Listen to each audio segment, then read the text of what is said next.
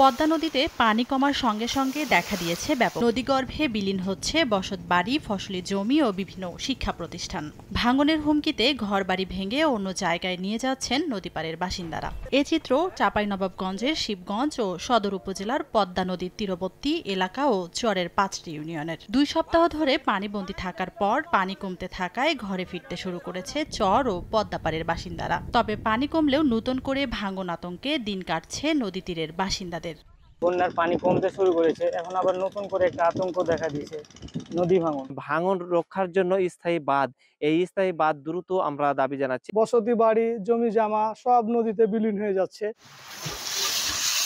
ভাঙন ঠেকাতে জরুরি ভিত্তিতে জিও ব্যাগ ফেলা হচ্ছে বলে জানায় পানি উন্নয়ন বোর্ড। ভুক্তভোগীদের সহযোগিতার আশ্বাস স্থানীয় প্রশাসনের। যে সমস্ত এলাকায় নদী ভাঙনের কারণে খুব বড় বড় স্থাপনা এবং সরকারি স্থাপনা রয়েছে, রাস্তাঘাট রয়েছে, সেই সমস্ত এলাকায় আমরা তাৎক্ষণিকভাবে জিও ব্যাগ এবং জিও টিউব দাপি করছি।